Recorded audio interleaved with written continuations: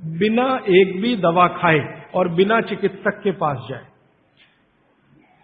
अब आपके पेट में अम्ल बन रहा है, मुंह में लार बन रही है। अगर पानी आप घूट घूट पीते हैं तो ये पानी के साथ लार मिलके अंदर जाती है, और पानी एक साथ गटगट गटगट पीते हैं तो कम लार पानी के साथ मिलकर जाएगी।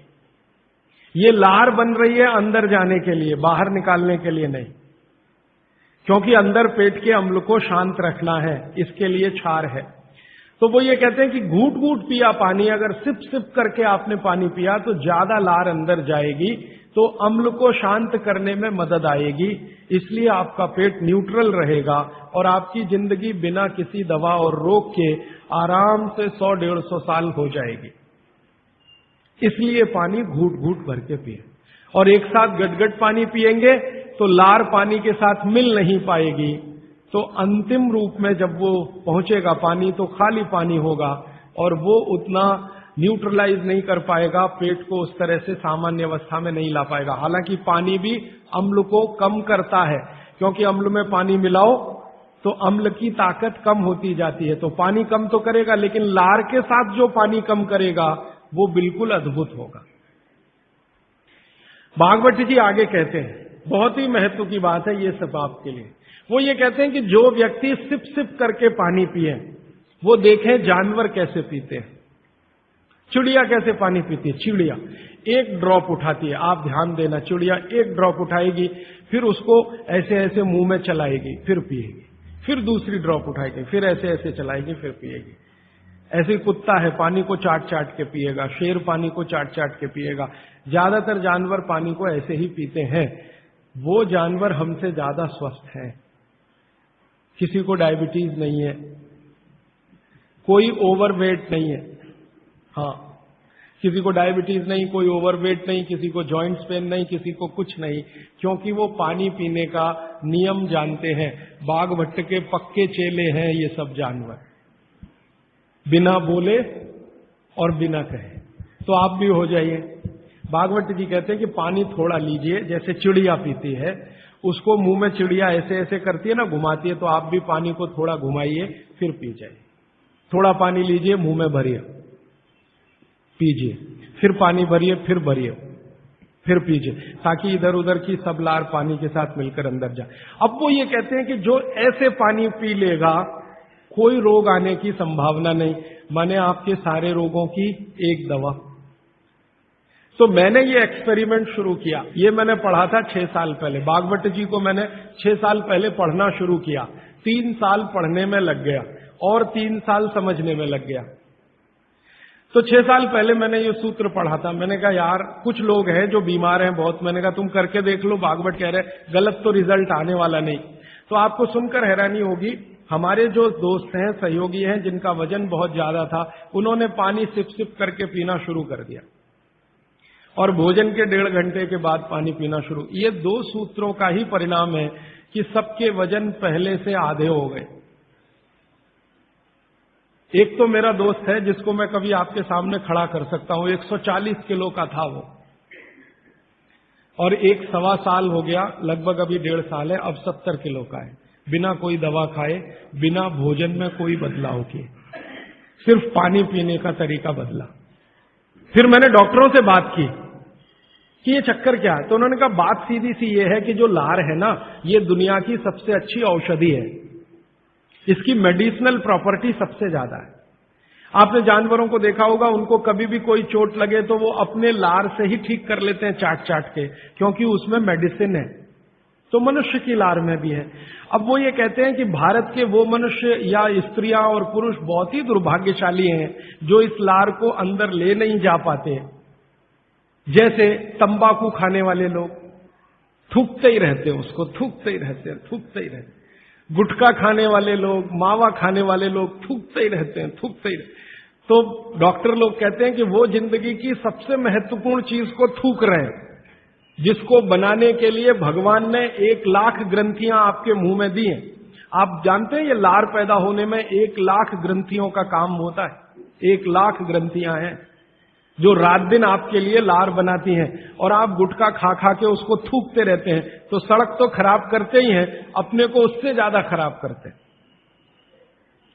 तो मेरी हाथ जोड़कर विनती है कि आप में से कोई लार थूकने वाला हो, थूकने वाला आदमी, ये तो भागवत जी की डिक्शनरी में नहीं है। वो कहते हैं कि एक ही कंडीशन में आप कुछ थूक सकते हैं, जब कफ बहुत बढ़ा हुआ हो तभी, बस उसके अलावा दूसरी कोई कंडीशन नहीं कि आप थूकें। तो यहां तो बिना कफ बढ़े हुए तंबाकू खा खा के, गुटखा खा खा के थूक रहे, तो ये थूकना नुकसानदायक है। गुटखा तो नुकसानदायक है ही, तंबाकू तो और भी नुकसानदायक है, उससे भी ज्यादा थूकना, तो मत थूकिए। तो फिर आप कहेंगे जी पान खाएं, तो पान खाने के लिए नियम बताया, बहुत माइक्रो लेवल पे कैलकुलेशन है भागवत जी। वो कहते हैं कि पान खाओ तो कत्था मत लगाओ, बिना कत्थे का पान खाओ, थूकने की गरज ही नहीं, क्योंकि जो भी खाओगे वो चूना है, कैल्शियम है, तो अंदर जाएगा, और वो कैल्शियम क्या क्या अद्भुत काम करेगा वो कल बताने वाला हूं मैं। तो वो कहते हैं कि पान भी खाना है तो थूकना नहीं है, कत्था है तो थूकना पड़ेगा, कत्थे बिना ही पान खाओ। माने हमारे पुराने पूर्वज और बुजुर्ग जो तंबाकू का नहीं, कत्थे का नहीं, सिर्फ चूना लगा के जो पान खाते हैं, वो भागवत के चेले सब के सब शिष्य उनके। तो वो कहते हैं पान भी खाना तो थूकना नहीं है, जो मुंह में लार के साथ पान है वो अंदर ही जाए, क्योंकि पान और चूना दोनों ही मेडिसिन है, एक वातनाशक है और दूसरा पित्तनाशक है, और कफ का भी नाश करता है। पान तो पित्त और कफ दोनों का नाश करता है, और चूना वात का नाश करता है। तो वो कहते हैं कि पित्त और कफ का नाश कर दिया पान ने, चूने ने कर दिया वात का, तो वात पित्त कफ तीनों ही संतुलित है, तो पान खाके तो जिंदगी भर निरोगी रह सकते। ये है। तो आपको पानी पीना है घूट घूट भर के, ताकि ज्यादा लार अंदर जाए, और पानी को बच्चों की तरह से मुंह में घुमाइए, जैसे बच्चे अक्सर करते हैं ना, वो बहुत अच्छी क्रिया है। ठीक है, अब आगे चलता हूं। आगे का एक सूत्र है भागवत जी का कि पानी कभी भी पिए तो ठंडा ना पिए। पेट को दुरुस्त रखने के लिए ही है ये सारे सूत्र आज जो मैं कह रहा हूं। पानी जब भी पिए तो ठंडा ना पिए। कैसा पानी पिए जी? तो वो कहते हैं कि आपके शरीर का तापमान देखें, उसके अनुसार के तापमान का ही पानी पिए, माने शरीर के तापमान के बराबर का पानी पिए, माने गुनगुना पानी पिए। गुनगुना शब्द है। एक शब्द कोमट, कोमट शब्द गुजराती है नहीं, मराठी है शायद। हाँ, गुनगुना पानी पिए। नवसे का पानी कहते हैं राजस्थान में, नवसे का हल्का गरम गुनगुना पानी पिए। कभी भी पानी की गर्मी शरीर के तापमान के ऊपर ना हो, ऐसा पानी पिए। तो अब आपका शरीर का तापमान है 37 डिग्री, तो 37 डिग्री अगर आप पानी को लेके जाएंगे तो वो गुनगुना ही होता है। रूम टेम्परेचर के ऊपर रहता है, बॉडी टेम्परेचर के बराबर रहता है। तो ऐसा पानी पिए, गुनगुना ही पानी पिए। क्यों? अभी मन में प्रश्न आएगा क्यों? हम तो जी ठंडा पानी पीते हैं, फ्रिज का पानी पीते हैं, बर्फ डाला हुआ पानी पीते हैं। तो भागवत जी इसको बहुत अच्छे से समझाते हैं, और आधुनिक विज्ञान का इसमें मैं जोड़कर आपको समझाता हूं। आप अगर ठंडा पानी पी रहे हैं, कल्पना करिए, तो पानी क्या करेगा? पेट में जाएगा सीधा सीधा, और पेट को ठंडा बनाएगा। जिसका जैसा गुण है वही तो करेगा ना। बर्फ का गुण है ठंडा करने का, तो बर्फ डालकर पानी में आप पी रहे हैं, तो बर्फ का गुण वो पानी में आ गया। अब पानी आपके पेट को ठंडा करेगा। अगर पानी ने पेट को ठंडा किया तो, अगर पेट ठंडा हो गया पानी के असर में, तो शरीर ठंडा हो जाएगा,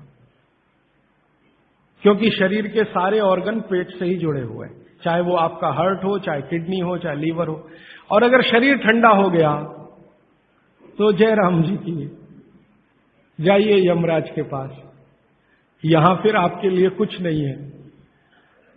तो पानी अगर पेट में गया और उसने पेट को ठंडा कर दिया, तो आप ठंडे हुए तो मर जाएंगे, मृत्यु आएगी। तो कभी भी ठंडा पानी ना पिए। एक विश्लेषण। दूसरा विश्लेषण कि अगर पानी आपने ठंडा पिया और आपका पेट जीवित है, जीवित होने से मतलब फंक्शनल है, काम अच्छे से कर रहा है, तो तुरंत पेट उस पानी को गर्म करने पर लगेगा। आपका जो जठर स्थान है ना, वो तुरंत उस पानी को गर्म करने पर लगेगा। तो पानी को गर्म करने के लिए उसको अतिरिक्त ऊर्जा की जरूरत पड़ेगी, और अतिरिक्त ऊर्जा उसको रक्त में से आएगी। तो शरीर के सब हिस्सों का रक्त पेट की तरफ जाएगा। थोड़ी देर के लिए शरीर के सारे हिस्सों का रक्त जो पेट की तरफ गया है, उसने बाकी हिस्सों में रक्त की कमी कर दी। मान लीजिए हृदय का रक्त पेट में चला गया, ब्रेन का रक्त पेट में आ गया, क्योंकि ब्रेन का सबसे पहले आता है, क्योंकि ग्रेविटी का फोर्स है ना, काम करता है, तो ब्रेन का सबसे पहले आता है, हृदय का उसके बाद आता है। दूसरे अंगों का रक्त सब पेट की तरफ गया, तो बाकी अंगों को रक्त की कमी आई। और ये कमी हर समय ऐसे ही आती रहे, आप ऐसे ही ठंडा पानी पीते रहे, ऐसे ही कमी आती रहे, पीते रहे, कमी आती रहे, तो एक दिन वो अंग काम करना बंद कर देंगे, क्योंकि उनको रक्त की सप्लाई कम हुई है। और वो अंगों ने काम करना बंद किया तो ब्रेन हेमरेज हो गया, वो अंगों ने काम करना बंद किया तो पैरालिसिस हो गया, वो अंगों ने काम करना बंद किया तो हार्ट अटैक हो गया। तो ये सारी बीमारियों को क्यों बुलाते हैं ठंडा पानी पी के? माने ठंडा पानी ना पिए। बागवती जी का मैंने मेरे जीवन में भी देखा।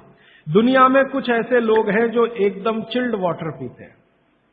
अमेरिका में, यूरोप में ज्यादा लोग चिल्ड वाटर पीते हैं। पानी को फ्रिज में रखते हैं और वो रखा रहता है 4-5 दिन, खूब ठंडा हो जाता है, फिर ऊपर से बर्फ डालते हैं, फिर पीते हैं। इतना ठंडा पानी पीते हैं। परिणाम क्या देखा है मैंने उन लोगों को देखा जो चिल्ड वाटर पीते हैं, वो सवेरे सवेरे अगर संडास घर में गए टॉयलेट में, तो 1-1 घंटे बाहर नहीं निकलते, कभी कभी तो 2-2 घंटे नहीं निकलते, बैठे ही रहते अंदर। उनको पूछो भाई क्या कर रहे थे 2 घंटे टॉयलेट रूम में? कहते हैं जी न्यूज़पेपर पढ़ रहे थे, मैगजीन पढ़ रहे थे। क्यों पढ़ रहे थे? टॉयलेट रूम तो न्यूज़पेपर के लिए बनाया नहीं है। तो कहते हैं टॉयलेट आती ही नहीं, माने स्टूल पास होता ही नहीं, संडास होती ही नहीं, उतरती नहीं, तो क्या करें। और वो बेचारे वहां बैठे बैठे कई बार इतने परेशान हो जाते हैं कि तरह तरह की आवाजें निकालते हैं, फिर भी नहीं आती। फिर वो गाना गाते हैं, मेरे सपनों की रानी कभी आएगी, वो आती नहीं है। और कभी कभी जब बहुत ज्यादा परेशान हो जाते हैं ना, तो एक गाना गाते हैं, एक बार आजा आजा आजा, वो तब भी नहीं आती। ये है समस्या। माने मैं कहना ये चाहता हूं कि जो लोग बहुत ठंडा पानी पिएंगे, उनको एक बीमारी है, वो है कॉन्स्टिपेशन, कब्जियत, कोष्ठबद्धता, बद्ध कोष्ठ होना। कॉन्स्टिपेशन का मतलब आपकी जो इंटेस्टाइन है ना, लार्ज इंटेस्टाइन, वो एकदम ऐसी संकुचित हो गई, ऐसे रहना चाहिए उसको, वो हो गई संकुचित। ये ठंडे पानी का असर है। तो अगर आपकी लार्ज इंटेस्टाइन ऐसी हो गई, तो आपकी जिंदगी भी ऐसी ही हो जाएगी। इसलिए कभी भी ठंडा पानी ना पिए। अब परसों एक बात मैंने कही थी कि फ्रिज का रखा कुछ ना खाएं, तो ये पानी भी उसी का हिस्सा है। फ्रिज का रखा हुआ पानी ना पिए, बर्फ डाला हुआ पानी ना पिए, आइसक्रीम कभी भी ना खाएं, क्योंकि वो भी ठंडी है। और मैं आपको एक विनम्रता पूर्वक कह देता हूं, वो बात वैसे आगे आएगी। बागवती जी कहते हैं कि 2 विरुद्ध चीजें एक साथ ना खाएं कभी भी, तो गर्म भोजन और ठंडी आइसक्रीम कभी ना खाएं। अक्सर मैं शादियों में, बारातों में जाता हूं, तो वहां मैंने देखा है कि भोजन गर्मा गर्म कराएंगे, अंत में आइसक्रीम जरूर खिलाएंगे। सर्वनाश, बुला बुला के हमारा सत्यानाश करते हैं। इनविटेशन देकर बुलाएंगे, आओ हमारे यहां मेहमान बनकर, तो पहले गर्म खाना खाओ, पीछे से ठंडी आइसक्रीम खाओ, ना मरो तो जल्दी मर जाओ। ऐसा आजकल आतिथ्य इस देश में चल रहा है। पहले कहते थे अतिथि देवो भव, अभी अतिथि दुश्मन भव। तो ये जो ठंडे होने की बात है, ये यहीं पर मैंने आपको जोड़ दी है। वैसे ये कल भी आने वाली है, परसों सॉरी। तो आपके जीवन में ये नियम बहुत ध्यान से पालन करें, सूत्र पालन करें कि पानी हमेशा घूट घूट पिए, ठंडा पानी कभी न पिए, भोजन के 1.5 घंटे के बाद पानी पिए। अभी चौथा सूत्र, आज का आखिरी सूत्र। बागवती जी कहते हैं कि सुबह का जीवन आपका जब शुरू होता है, दिन का जीवन आपका शुरू होता है, माने आप जब सोकर उठते हैं तभी से आपका दिन शुरू होता है, तो दिन की शुरुआत में सबसे पहले पानी पिए। दिन की शुरुआत में सबसे पहले पानी पिए, माने सुबह उठते ही पानी पिए, ये है मतलब कहने का। दिन की शुरुआत में सबसे पहले पानी पिए, माने सुबह उठते ही पानी पिए। आयुर्वेद के विभिन्न चिकित्सकों ने और वैद्यों ने इसको कहा ऊषा पान करें। ऊषापान माने सुबह उठते ही पानी पीना, सबसे पहले पानी पीना, दांत धोए बिना पानी पीना, मुंह धोए बिना पानी पीना, कुल्ला किए बिना पानी पीना। अगर आप सुबह उठते ही बिना मुंह धोए पानी नहीं पी सकते तो रात को कुल्ला करके सोइए, दांत साफ करके सोइए, दंत मंजन करके सोइए, दातुन करके सोइए, उठते ही पानी पीजिए। क्यों? कारण पूछिए। कारण उसका यह है कि रात भर जब आप सो रहे थे तो शरीर की सारी क्रियाएं तो शिथिल हो जाती हैं, लेकिन ये लार बनने की क्रिया ज्यादा शिथिल नहीं होती, ये चालू रहती है। तो रात भर आपने लार बनाई है, मुंह में जगह जगह जमा है, वो अंदर जाना बहुत जरूरी है, क्योंकि वो बेशकीमती है।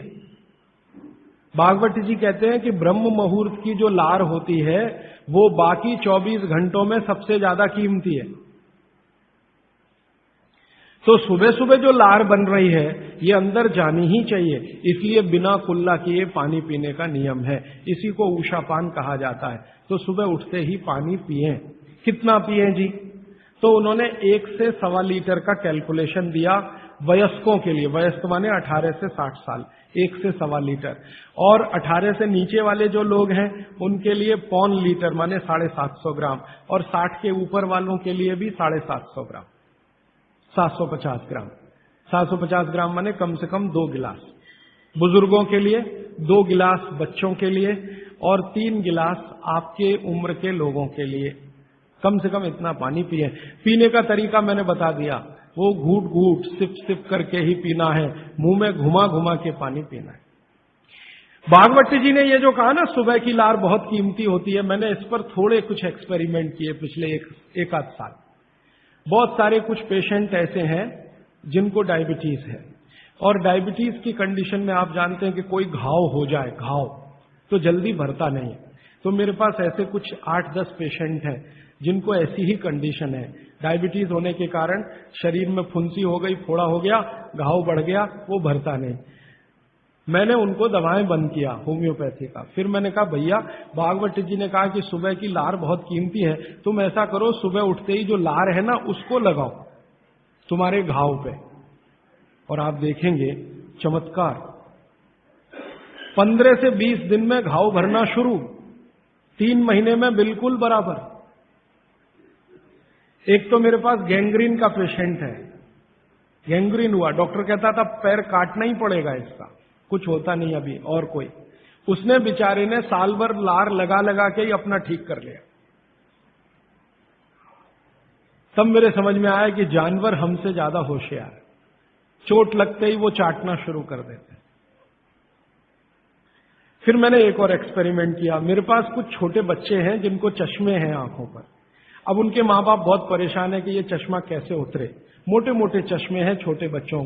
तो मैंने उनको भी सिखा दिया, देखो सवेरे सवेरे सोकर उठो और मुंह का थूक आंख में लगाओ काजल की तरह से। तो बच्चों ने चालू कर दिया। बच्चे बहुत भोले होते हैं, सीधे होते हैं, कोई भी बात अगर समझ में आए तो करते। अब आपको हैरानी होगी कि चश्मे उतर गए सिर्फ ये लार लगाने। आप भी करके देख लीजिए जिनको भी चश्मे। बस अंतर इतना है कि बच्चों को जल्दी उतरे, आपको थोड़ा देर में उतरेंगे लेकिन उतर जाएंगे। उम्र ज्यादा बढ़ेगी तो थोड़ा दिन करना पड़ेगा, कम उम्र में बहुत जल्दी उतर जाए। आंखों की रोशनी बढ़ानी है तो मुंह की लार सुबह सुबह की आंखों में लगाइए काजल की तरह से। और एक बताता हूं, एक बीमारी आती है जिसको हम कहते हैं कंजक्टिवाइटिस, आंखों की बीमारी है। अक्सर उसमें आंखें लाल हो जाती हैं, आंखों में बहुत जलन होती है, जैसे खून उतर आया हो आंखों में, वो कंडीशन हो जाती है। कोई भी आयुर्वेद की दवा आप खाएंगे 3 से 4 दिन में ही बीमारी ठीक होती है। लेकिन अब की बार अगर ये बीमारी आए तो आप ये करना, सुबह सुबह उठते ही मुंह की लार लगाना, 24 घंटे के बाद आपको पता ही नहीं चलेगा बीमारी कहां गई। 24 घंटे में ही ठीक होता है कंजक्टिवाइटिस। अगर बच्चों में बचपन से आंखों के ऐसे कोई रोग हैं, जैसे मेरे पास एक छोटा बच्चा है 8 साल का है, उसका मैं ट्रीटमेंट कर रहा हूं, उसकी आंखें टेढ़ी हैं, वो देखता कहीं है और दिखता कहीं है, उसको ऐसा है। अब उसके माता पिता गरीब हैं और वो ऑपरेशन का खर्चा नहीं उठा सकते। उस बच्चे पर मैं यही एक्सपेरिमेंट कर रहा हूं। लगभग मुझे 4-4.5 महीना हो गया है, और उसका टेढ़ापन, जिसको हम लोग हिंदी में कहते हैं भेंगापन, उसका भेंगापन लगातार कम हो रहा है और आंखों की पुतलियां बिल्कुल बीच में सेट हो रही। तब मुझे थोड़ी जिज्ञासा हुई और मैंने एक बहुत बड़े वैज्ञानिक को पूछा दिल्ली में कि ये लार में क्या है, एक्चुअली इसका एक्टिव इंग्रेडिएंट क्या है। तो उन्होंने कहा भैया जितने एक्टिव इंग्रेडिएंट मिट्टी में है वो सब लार में है। तो मैंने आपको बताया मिट्टी में 18 एक्टिव इंग्रेडिएंट्स हैं, लार में वो सब के सब हैं। इसलिए लार शरीर के लिए बहुत ही कीमती है, बेशकीमती है, इसको कभी नष्ट नहीं करना। इसकी मदद से आप बहुत सारे रोग ठीक करते हैं। और 2-4 बातें बता दूं क्या क्या रोग और ठीक कर सकते हैं। आपके शरीर में कोई दाग हो गया, धब्बा हो गया, जैसे जल गए, जलने का दाग होता है ना, उस पर नियमित रूप से सवेरे की लार की थोड़ी थोड़ी मालिश करते रहिए। 6-8 महीने में धब्बा बिल्कुल साफ हो जाए, जले हुए का धब्बा।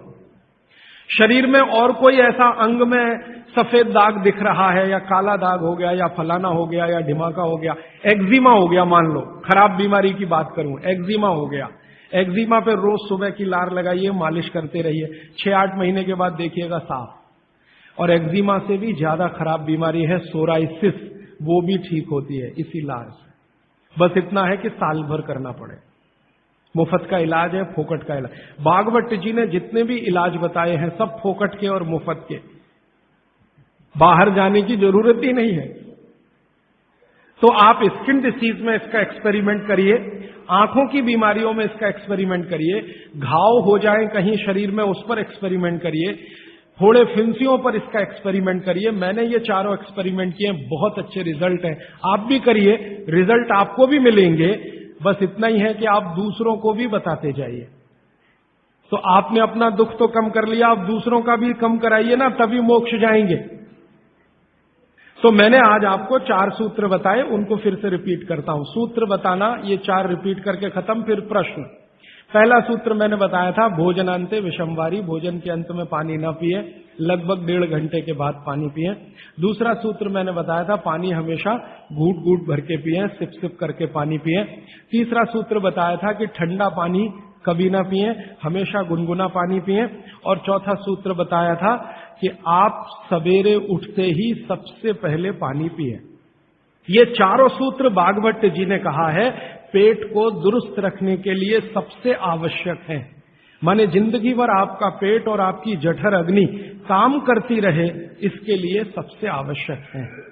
ठीक है, अब आपके प्रश्नों के लिए आधा घंटे का समय। हाजी भाई, आपने कहा कि उषापान करना चाहिए, उषापान भी गुनगुना पानी होना चाहिए? हाँ। कैसा? देखिए उषापान। दूसरी बात, पान जो कहा आपने खाने के लिए, तो पान के साथ क्या क्या लेना चाहिए? हाँ, बहुत अच्छा। मैं दूसरे प्रश्न का पहले उत्तर दे दूं, पान के साथ क्या क्या लेना चाहिए। भागवत जी ने पान खाने के लिए बताया है कि एक तो पान जो खाएं वो ऐसा पान हो जिसका स्वाद कसेला हो। कसेला स्वाद माने देशी पान, सीधी सी बात है। विलायती पान मत खाइए, देशी पान खाइए। तो स्वाद जितना कसेला होगा, पान उतना अच्छा होगा। और भागवत जी ने एक बहुत गहरी बात कही है, जिसको मैं 2-3 दिन बाद वैसे एक्सप्लेन करने वाला हूं, कि जो चीज का रंग जितना ज्यादा गहरा हो, जो प्रकृति की पैदा की गई वस्तु का रंग जितना ज्यादा गहरा हो, वो उतनी ही बड़ी औषधि है। जैसे देशी पान ज्यादा गहरा हरे रंग का होता है और विलायती पान हल्के हरे रंग का होता है। तो भागवती जी कहते हैं हल्के रंग की चीजें मत खाइए, गहरे रंग की चीजें खाइए। तो गहरे रंग वाला पान खाइए, गहरे रंग की जो भी चीजें हैं भरपेट खाइए। जैसे बैंगन है गहरे रंग का, जामुन है गहरे रंग का, टमाटर है गहरे रंग का। ये सब एंटी कैंसरस है, एंटी डायबिटिक है, एंटी कैंसरस है, एंटी अस्थमेटिक है। इनकी क्वालिटीज आज की विज्ञान ने भी प्रूव किया है। आज का विज्ञान ये कहता है कि जो भी रंग है किसी भी वस्तु में, वो भगवान का दिया हुआ कोई ना कोई ऐसा रस और एंजाइम है जो आपको गंभीर बीमारियों से बचाता है। तो वो कहते हैं गहरे रंग का पान खाइए, माने कसेला उसमें ही स्वाद होगा, तो गहरा पान खाइए। उसमें क्या मिलाएं? उसमें सबसे ज्यादा चूना। तो कितना चूना मिलाएं? तो कहते हैं कि एक पान में 1 ग्राम से ज्यादा चूना नहीं मिलाइए कभी भी। 1 ग्राम आप समझते हैं इतना होता है। चने का दाना होता है ना, आधा तोड़ो और उसका आधा कर लो, इतना 1 ग्राम होता है। चने का दाना आधा तोड़ो तो 2 हिस्से हुए, ये 2 हिस्से के 4 कर दो, और वो एक हिस्सा जो है वो 1 ग्राम, तो उतना आप चूना लगाइए उस पर। फिर चूने के साथ क्या खाएं, आप उसमें सौंफ खाएं, सौंफ का नियम उन्होंने बताया, सौंफ खाएं। दूसरा कहते हैं कि इसमें थोड़ी अजवाइन डालें, अजवाइन 2-4 दाने, ज्यादा नहीं। और वो कहते हैं लवंग डालें, लवंग माने लौंग, और कहते हैं बड़ी इलायची, और वो कहते हैं कि गुलाब के फूल का रस, मतलब गुलकंद जिसको आप कहते हैं। ये चीजें उन्होंने बोली हैं पान में नियमित रूप से खाने के लिए।